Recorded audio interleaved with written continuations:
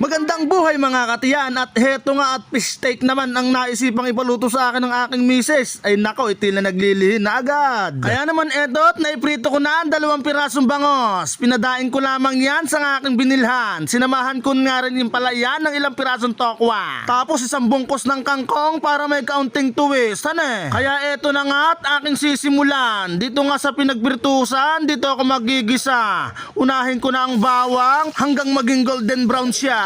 At pag pumasok na sa iyong ilong ang kanyang amoy ng aroma, aba, ay pwede nang ilagay ang sibuyas. Konting sibuyas nga lang pala ang nilagay ko dyan sa paggigisa dahil mamaya pupuruhin ko talaga. Bali sa sarsa nga nito ay pinagsama-sama ko na ang toyo, asukal, oyster sauce at kalamansi. Sabay dagdag ng kaunting malinis na water mula sa aming pritel. Bali ang ilalagay ko nga lang pala dito ay bandang parte ng buntot. Dahil nga 2 pirasong bangos yung aking naiprito, baka hindi magkasya itong ating sarsa. At kapag nagbubulwa ka na nga itong ating pinapakulo at saka natin ilagay itong mga naipritong buntot. At heto na nga yung twist na aking sinasabi. Ilang pirasong tokwa ang aking binili. Shoutout sa iyo, Vincent Villamor ng Cebu City, Ricky Tobias ng Tarlac City, Shyman 1434 at Antonio Subiri Jr. Shoutout sa inyong apat at maraming salamat. At dahil nga ito ay fish steak ay hindi dapat kakaunti ang sibuyas. Kaya naman ayan,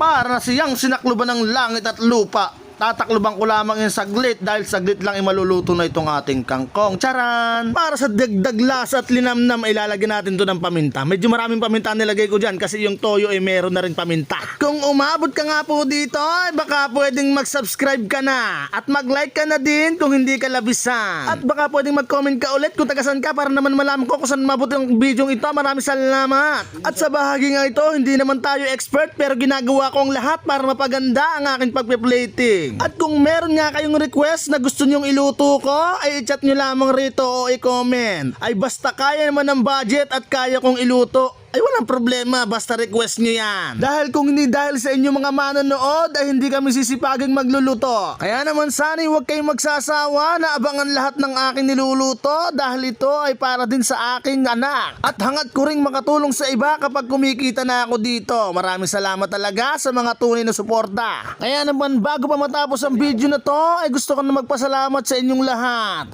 Sa inyong walang sawang pagsubaybay, balang araw tayong lahat ay magtatagumpay. Ay, gutom ng iyong person.